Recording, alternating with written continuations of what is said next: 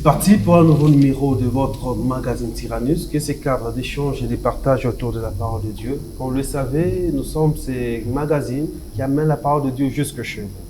Nous essayons avec un homme de Dieu d'échanger sur une thématique bien définie pour votre édification, pour votre croissance et pourquoi pas pour le salut de ceux-là qui ne sont pas encore sauvés. Vous savez, nous recevons toujours un homme de Dieu avec qui nous allons échanger, nous allons essayer de parler de fond en comble sur une thématique qui va sûrement vous édifier, qui va sûrement vous fortifier et pourquoi pas porter une nouvelle connaissance vers chez vous. Je reçois pour vous le révérend pasteur Emmanuel Batombi qui n'est plus à présenter dans cette émission et dans cette ville. Révérend, bienvenue dans ces nouveaux numéros. Merci Berger. Nous sommes heureux de vous recevoir encore une fois de plus dans cette émission. Merci beaucoup, la joie est partagée. Merci beaucoup. Et nous allons aborder une thématique qui fait couler beaucoup d'encre de salive, la dîme. Pourquoi la dîme? Merci beaucoup. Pourquoi la dîme? Parce que, comme vous venez d'ailleurs de le dire, la dîme est trop mal comprise aujourd'hui.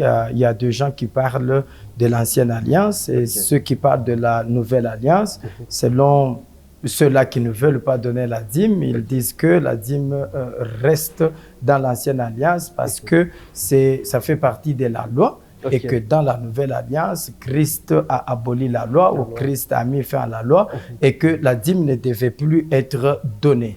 Alors moi, je crois que c'est là que nous devons apporter la lumière afin que le peuple de Dieu puisse comprendre certaines choses qui sont cachées dans les Écritures. Alors, premièrement, la dîme, lorsque elle existe, la toute première fois que la dîme, on a parlé de la dîme dans la Bible, ce n'était pas au temps de la loi. Ça, c'est d'ailleurs quelque chose que les gens devaient comprendre. Ce n'était pas, la dîme n'a pas commencé avec Moïse, parce que c'est Moïse qui est venu avec la loi. Mais la dîme n'a pas commencé avec Moïse. Si la dîme n'a pas commencé avec Moïse, pour la toute première fois, Dieu parle de la dîme dans le livre de Genèse, chapitre 14. C'est là que nous voyons Abraham qui lui-même est en train de donner la dîme. Alors, Abraham qui donne la dîme ici, Abraham, lui, il a vécu au temps de la foi. Et lorsque nous parlons de la nouvelle alliance, c'est le temps de la grâce. Mais étant le temps de la grâce, pourquoi est-ce que nous parlons du temps de la grâce? Nous parlons du temps de la grâce comme étant le temps de la foi. Ainsi, nous pouvons aussi comprendre qu'Abraham a vécu au temps de la grâce. Parce que lui est venu avant Moïse. La loi commence avec Moïse, mais lui a vécu au temps de la grâce. On va peut-être se poser des questions, comment se fait-il, mais c'est ça, parce que lui a vécu la foi. S'il a vécu la foi, il a vécu au temps de la grâce, parce que la loi, dans la loi, il n'y a pas eu la foi. Dans la loi, il n'y a pas eu la foi, mais c'est dans la grâce que nous constatons la foi. Ainsi, nous sommes appelés d'ailleurs aujourd'hui les enfants d'Abraham, c'est à partir de la foi, parce que Jésus en train de parler avec les pharisiens, je crois, dans les livres de Jean, ils lui disent que nous sommes les fils d'Abraham. Mais il leur dit, si vous étiez les fils d'Abraham, on allait voir les œuvres d'Abraham en vous, les œuvres de votre père, parce que même moi, je fais ce que je vois chez mon père. Alors, ce que Jésus voulait voir comme étant les œuvres d'Abraham, c'est la foi d'Abraham dans les peuples juifs qu'il n'a pas vu et qu'il n'a pas trouvé. Ainsi, nous prenons le temps de la foi comme étant le temps de la grâce. Et si Abraham, lui, a donné la dîme, étant au temps de la foi, c'est qu'il a vécu au temps de la grâce et la dîme peut être aussi donnée au temps de la grâce. Alors, c'est quoi d'abord la dîme? Elle est définie comme quoi? Je prends Nombre chapitre 18. Vous allez m'aider? Nombre chapitre 18, le verset 21. On sera en train de bouger. 18, 21. Ouais. Nous lisons au nom de Jésus-Christ. Oui. Je donne comme possession au fils de Lévi toute dîme en Israël pour les services qu'ils font, les services de la tente d'assignation. On donne la dîme pour les services qu'ils font dans la tente d'assignation. Le verset 24. Le verset 24, on nous dit, Oui. je donne comme possession aux Lévites les dîmes que les enfants d'Israël présenteront à l'Éternel Ouais. par élévation. Mhm. C'est pourquoi j'ai dit à leur égard, ils n'auront point de possession au milieu des enfants d'Israël. Merci. Le verset 26, nous sommes en train de sauter un peu. Le 26e verset. Ouais. Tu parleras aux Lévites et tu leur diras, Mm. lorsque vous recevrez des enfants d'Israël la dîme que je vous donne de leur part, Mhm. comme votre possession, Mhm. vous en prélèverez une offrande pour l'Éternel, Mm. une dîme de la dîme. OK. OK. Alors, nous chutons Ok. avec le verset 31 et là, nous allons aller dans un autre livre. Nous prenons le verset 31. Ouais. Vous la mangerez en un lieu quelconque, Mm. vous et votre maison, Mhm. car c'est votre salaire, C'est quoi? car c'est votre salaire C'est votre salaire pour les services que vous faites pour les dans services l'attente que vous faites d'assignation. dans l'attente d'assignation. Ok. Merci beaucoup, Berger. Donc ici, Dieu, en fait, Dieu, lorsqu'il parle des enfants d'Israël, nous avons 12 tribus et nous avons Lévi qui est le troisième. Mais Lévi, le troisième, Dieu lui confie le sacerdoce. Ok. Parce que le sacerdoce n'a pas été confié à Ruben, à Siméon, à n'importe qui, mais Dieu confie le sacerdoce à Lévi, qui est le troisième. Beaucoup d'explications sur Lévi, le temps peut-être ne le permet pas. Voilà. Alors, vous allez maintenant voir que dans le livre de Nombres toujours, je crois chapitre 12, la Bible dit, non, le verset, chapitre 3, prenons un peu, chapitre 3, le verset 12, je crois que là, Dieu,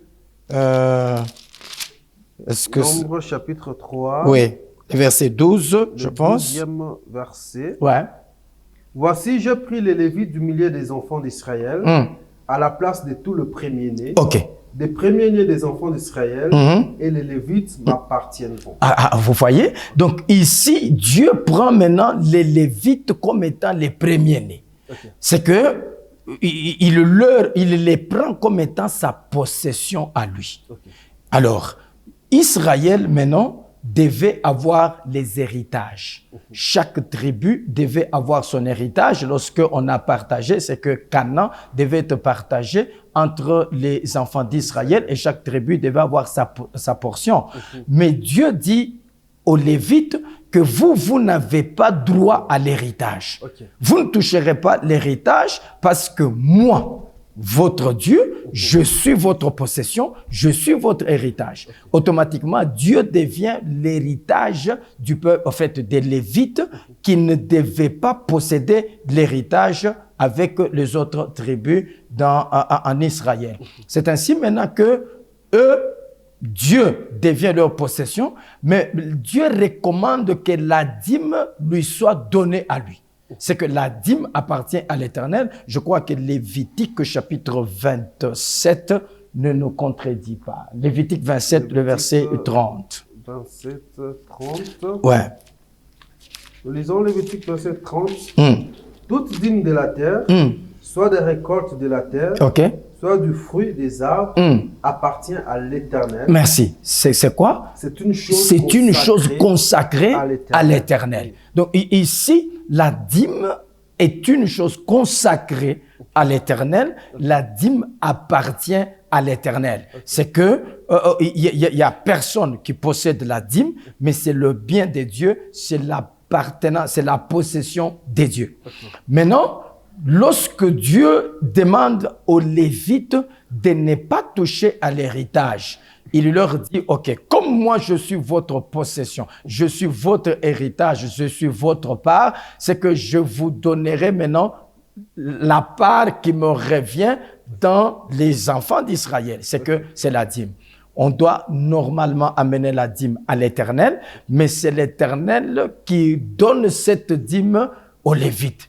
C'est que au lieu que la dîme soit donnée directement à l'Éternel, l'Éternel la reçoit par l'entremise des Lévites. C'est qu'on dépose aux Lévites, on a donné à Dieu.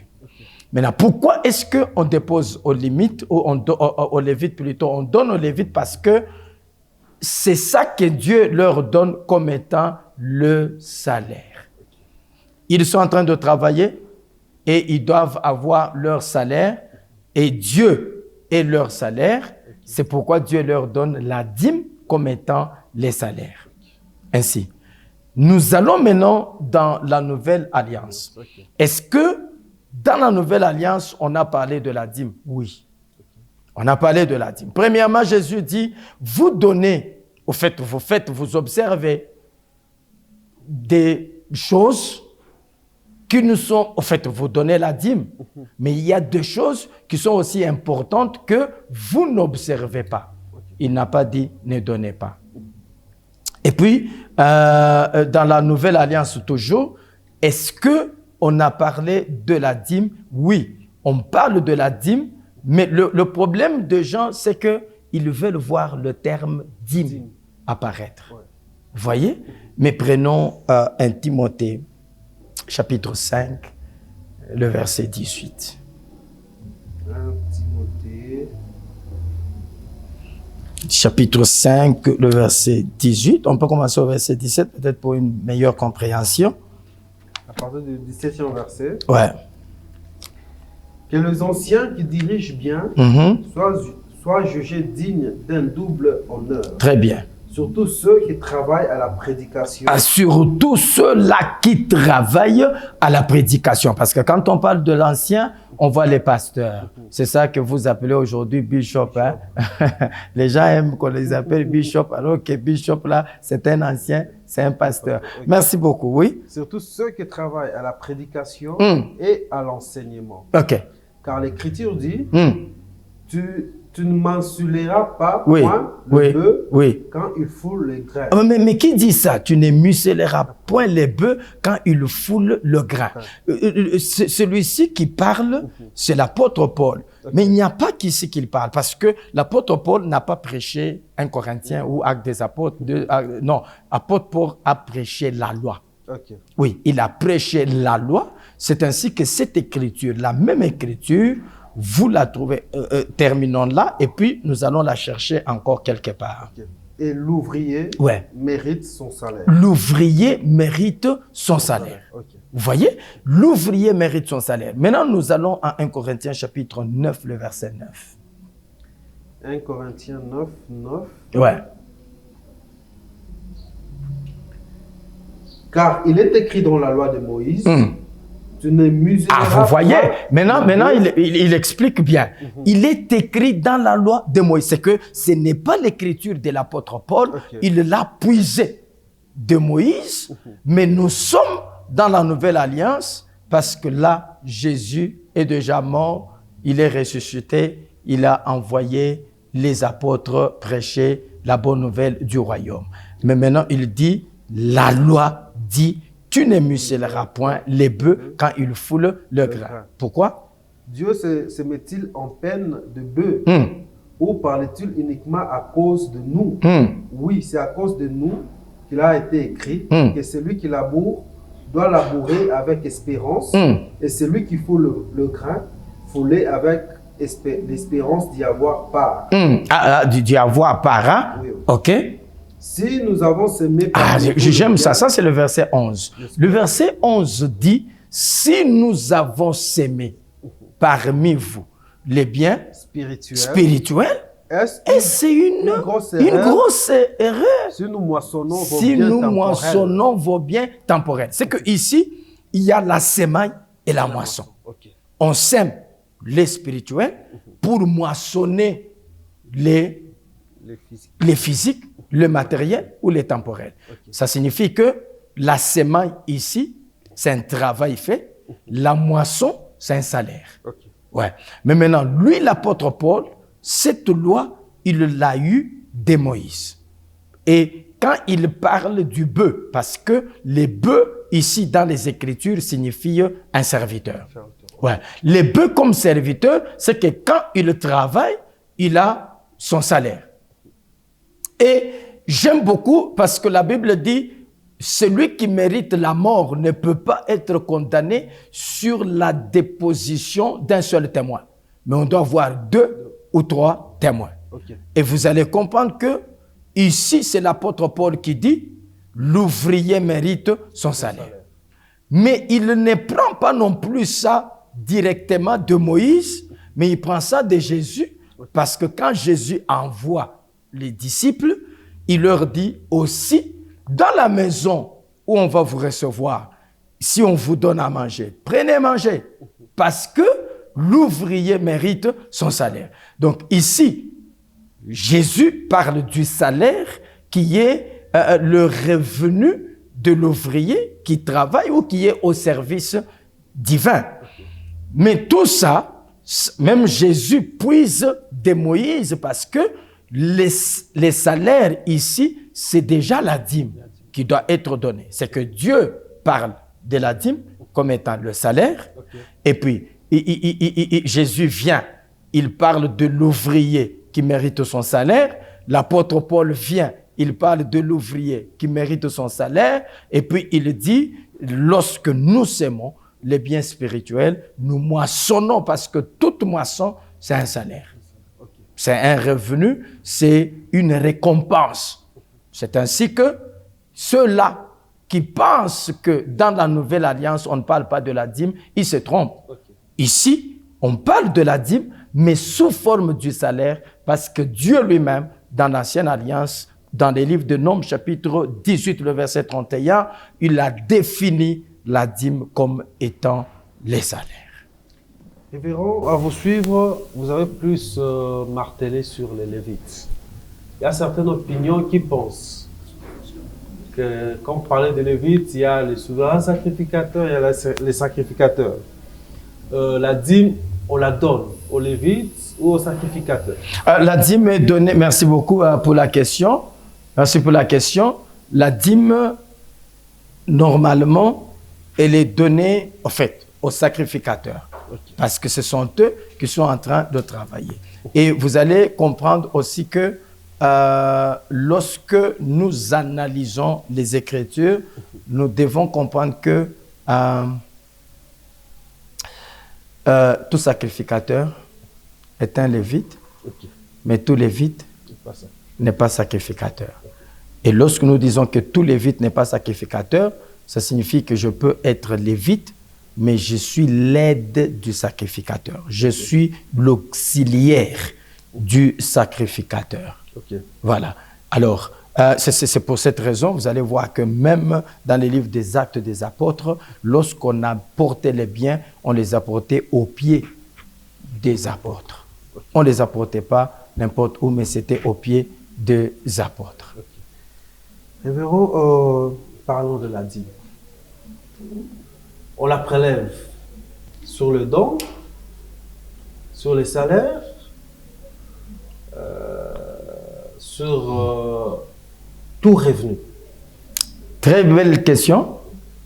Et aussi, parce qu'il y a des gens qui pensent que la dîme ne doit être prélevée que sur les salaires. Ouais. Vous allez comprendre que dans la Bible, lorsqu'on a parlé de la dîme, nous avons, je crois, lu en Lévitique chapitre 27, le verset 30, la Bible dit que la dîme, premièrement, était les fruits des arbres. C'est que tout celui qui faisait sa récolte, il devait prélever la part de Dieu pour amener aux Lévites comme cela est ordonné. Alors, la dîme n'a pas commencé avec l'argent parce que dans la Bible, on ne donnait pas directement l'argent, mais c'était sur les biens, les bétails, les fruits et ainsi de suite. Alors, ce qui fait que la dîme est prélevée sur tout revenu. Tout revenu, ça veut dire, si j'ai 5 entrées, ça signifie quoi? J'ai une alimentation, j'ai une boutique, je suis moi-même travailleur dans une entreprise, j'ai autant de choses que je suis en train de faire, tout ce que je suis en train de recevoir, je dois prélever la dîme sur toutes ces choses-là. Et c'est comme ça que ça doit se faire. La dîme ne se prélève pas seulement sur le salaire. C'est pour cette raison, quelqu'un m'a posé une question qui était très pertinente et j'étais content de la recevoir. Selon lui, c'était le croyant des témoins de Jéhovah, il m'a posé la question de savoir pourquoi aujourd'hui nous demandons aux gens, en fait la dîme, pourquoi elle est mensuelle alors que dans la Bible, elle était annuelle.